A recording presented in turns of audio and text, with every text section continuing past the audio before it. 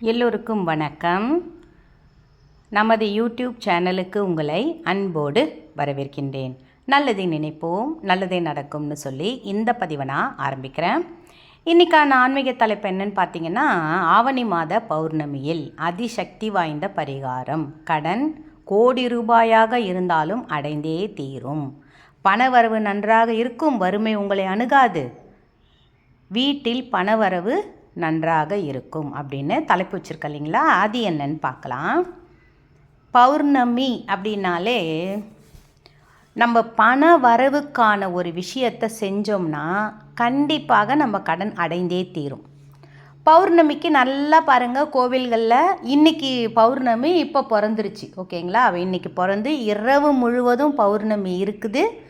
நாளைக்கு 9:30 மணிக்கு தான், நாளை காலை 9:30 அளவுக்கு பௌர்ணமி முடியுது, சரிங்களா? இப்போ எப்பவுமே நம்ம ஒரு விஷயம், இந்த பரிகாரம், இந்த தாந்திரிகம்னா ஒன்றும் கிடையாது. நம்ம ஒன்று யாரும் கெட்டு போயிடணும், அவங்க வீணாக போயிடணும்னு நம்ம செய்ய போகிறதில்ல. நம்மளுடைய நம்ம வீடு சுபிக்ஷமாக இருக்கணும், நம்ம வீடு செல்வ செழிப்போடு இருக்கணும்னு தான் நம்ம இதை செய்ய போகிறோம். இப்போ நான் விளக்கேற்றி வச்சுருக்கிறேன், அதனால் அதே மாதிரி நீங்களும் ஒரு விளக்கேற்றி வச்சு இதை செய்யுங்க. ஆல்ரெடி அந்த விளக்கில் 2 டைமண்டு கற்கண்டு போட்டேன். நேற்றே வீடியோவில் பார்த்தவங்களுக்கு தெரியும்னு நினைக்கிறேன். நல்லெண்ணெய் ஊற்றிருக்கிறேன். இல்லை உங்ககிட்ட நெய் தீபம்னா அந்த கசடு நெய்லாம் வாங்கி ஏற்றக்கூடாதுப்பா. அந்த நம்ம உணவுக்கு எடுத்துக்கிறோம் இல்லைங்களா, அந்த நெய்யை தான் ஊற்றி தீபம் ஏற்றணும். அப்போ தான் நீங்கள் வேண்டுதல் ஏர்வை கொள்ளும். அது செய்யும் பொழுது கூட அந்த நெய் ஊற்றி ஏற்றும் போது கூட 2 டைமண்டு கற்கண்டை அந்த தீபத்தில் போடுங்க. அப்போ உங்களுக்கு நீங்கள் செய்கிற விஷயம் பணம் பெருகிறதுக்காக தான் இந்த விஷயம் செய்கிறோம் அப்படின்னும் போது இந்த பரிகாரத்தை பண்ணும் பொழுது கண்டிப்பாக பணம் பெருகும். இப்போ கண்ணாடி டம்ளர் ஒன்று எடுத்துருக்கிறேன் நான். உங்ககிட்ட கண்ணாடி குவளை மாதிரி இருந்தாலும் எடுத்துக்கோங்க. அதில் நல்ல நீர், தண்ணி, நம்ம குடிக்கிற நீர், எச்சில் படாத நீரை, நம்ம அக்வாகார்டு இருந்தாலும் இல்லை பைப்பு நம்ம கேன் வாட்டர் வச்சுருக்கீங்களோ அது எச்சில் படாத தண்ணியாக எடுத்து இந்த கண்ணாடி டம்ளரில் 3/4 அளவு ரொப்பிக்கோங்க. வழியே நிரப்பாதீங்க. ஏன்னா வழி நிரப்புனா நம்ம செய்கிற விஷயங்கள் அதில் போடும் போது அது இன்னும் வழியும். அதனால் கொஞ்சம் நான் 3/4 கிளாஸ் அளவு நிரப்பியிருக்கிறேன். சரி, இப்போ இதை பிடிச்சி வச்சுட்டு இப்போ என்ன பண்ணணும் பார்த்தீங்கன்னா, இப்போ நான் போடுறது பச்சை கற்பூரம். இந்த பச்சை கற்பூரத்தை தூள் பண்ணி நல்லா பொடியாக ஆக்கி அதில் நீங்கள் போடுங்க. பொடிசு பண்ணி அதில் நம்ம போடும் பொழுது பச்சை கற்பூரம் முதல்ல தண்ணி எடுத்துருக்குறோம், அதுக்கப்புறம் அதில் பார்த்திங்கன்னா இது போட்டுக்கிறோம், அந்த பன்னீர் ஊற்றிக்கிறோம், அதுக்கப்புறம் பச்சை கற்பூரத்தை தூள் பண்ணி போடுறோம். இப்போ என்ன ஆகும், இந்த இடம் நல்ல ஒரு பாசிட்டிவ் வைப்ரேஷன். எங்கம்மா செய்யலாம் இதை? பூஜை அறையில் உட்காந்து செய்யுங்கப்பா. இதை செஞ்சுட்டு நம்மளுக்கு கடன் கரைய வேண்டும். கடன் கரையணுன்னா அடிக்கடி முருகன் கோயிலுக்கு போயிட்டு வாங்க. இன்றைக்கி முடிஞ்சதுன்னா உங்களால் பெருமாள் கோயிலுக்கும் போயிட்டு வாங்களேன். ரொம்ப மிக அற்புதமான உங்களுக்கு ஒரு வாழ்க்கையே உங்களுக்கு மாற்றக்கூடிய ஒரு நாள். அதனால் சந்திரன் ஆதிக்கம், அதனால தான் பார்த்திங்கன்னா அந்த பௌர்ணமி அன்னைக்கெலாம் மலை கோயிலுக்கு போய் எல்லோரும் மலை சுற்றுறது, மலை கோயிலுக்கு போகிறது, இதெல்லாம் அந்த சந்திரன் நம்ம மேலே பட்டுச்சின்னு வச்சுக்கோங்களேன். நம்ம அந்த ஒளியில் நம்ம வலம் வரும்பொழுது நம்ம உடம்பில் இருக்கிறது பசுமையாக, நம்ம பண வசதியோடு இருப்போம். இப்போ நான் வீடியோவில் காமிக்கிறது என்னென்னு பார்த்தீங்கன்னா கல்லுப்பு. இந்த கல்லுப்பை என்ன பண்ணணும், 27 கல்லுப்பு எடுத்து வச்சுக்கோங்க. அந்த பெருசாக இருக்கும் இல்லைங்களா, கல்லுப்புனாலே கொஞ்சம் தூளாகவும் இருக்கும், கொஞ்சம் பெருசாக, அதில் இருக்கிறதுலே கொஞ்சம் பெரிய சைஸாக பார்த்து 27 எடுத்து வச்சுக்கணும். அந்த ஒரு உப்புக்கும் போடும் பொழுதும் ஓம் ஸ்ரீ மகாலட்சுமி நமக, ஓம் ஸ்ரீ மகாலட்சுமியே நமக அப்படி சொல்லுங்கள். ஓம் ஸ்ரீ 27 போட்டுட்டு, இல்லை முருகன் துணை சரவணபவா கூட சொல்லலாம். ஓம் ஸ்ரீ சரவண பவா அந்த திருமந்திரத்தையும் சொல்லலாம். உங்களுக்கு முருகன் பிடிக்கும். எனக்கு தெரிஞ்சதுன்னா மகாலட்சுமியை நினச்சி, ஏன்னா சந்திர பகவானை நினச்சி எப்போவுமே விளக்கு பூஜையெல்லாம் பாருங்களேன், மகாலட்சுமி அம்சம் வீட்டில் நிறைஞ்சிருக்கணும்னு தான் இந்த எப்பவுமே நம்ம இந்த பிரார்த்தனை வைப்போம். இப்போ இந்த இரவு நீங்கள் 8 மணிக்கு கூட இதை நீங்கள் செய்யலாம்ப்பா, இல்லை 7 மணிக்கு. சில பேருக்கு மாதவிடாய் இருக்கும், இந்த டைமில் நான் செய்யலாமான்னா வேண்டாம்ப்பா. உங்களுக்கு உங்களால் எனக்கு பிடிக்குதுன்ற பட்சத்தில் செய்யுங்க. ஆனால் உங்கள் வீட்டில் இருக்கிற பிள்ளைங்க இருந்தால் கூட அவங்கள விட்டு செய்ய சொல்லுங்கள். அதுக்கப்புறம் நான் காட்டுறது 27 மிளகு. எப்பவுமே உப்பு மிளகும் எதுக்கு முருகன் கோவிலுக்கு எடுத்துகிட்டு போகிறோன்னு பார்த்தீங்கன்னா, கடன் அடையும், பணம் பெருகும்.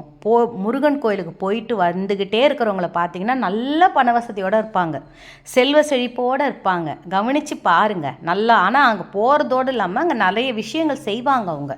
சரி, இப்போ இந்த கல்லுப்பை இந்த மிளகை என்ன பண்ணும் பார்த்தீங்கன்னா, ஒன்று அதே மாதிரி போடுங்க. 27 மிளகு.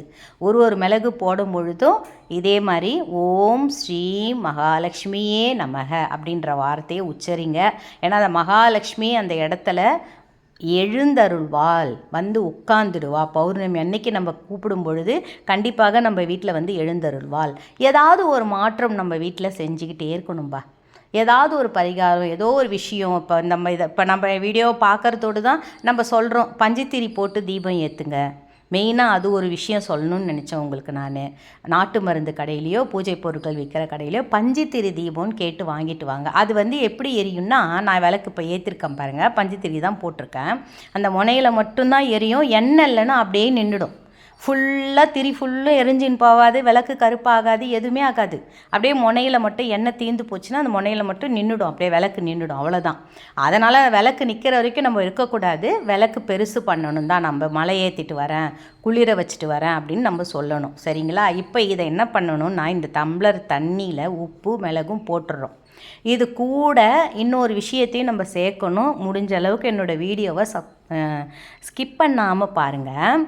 ரொம்ப போர் அடித்தேன்னா ஸ்கிப் பண்ணிவிடுங்க. ஓகே, உங்களுக்கு எது மெயின் பாயிண்ட் வேணுமோ அதை மட்டும் கூட தெரிஞ்சுக்கோங்க. சில பேர் என்ன பண்ணுறாங்கன்னா, வீடியோ முழுசும் கேட்காம நீங்கள் ஜஸ்ட்டு இதை பார்க்கணும் கூட சில காதில் கேட்டால் கூட போதும், சமைக்கும் போது இதை வச்சுட்டு கேட்டால் கூட போதும். அடுத்தது பார்த்திங்கன்னா, ₹1 நாணயம் எடுத்திருக்கேன். அந்த ₹1 தான் நம்மளுக்கு 1 கோடியாக மாற்ற போகுது. அந்த ₹1 நாணயத்தை அதே மாதிரி உங்களால் முடிஞ்ச அளவுக்குப்பா பணத்தை சேர்த்து வைங்க.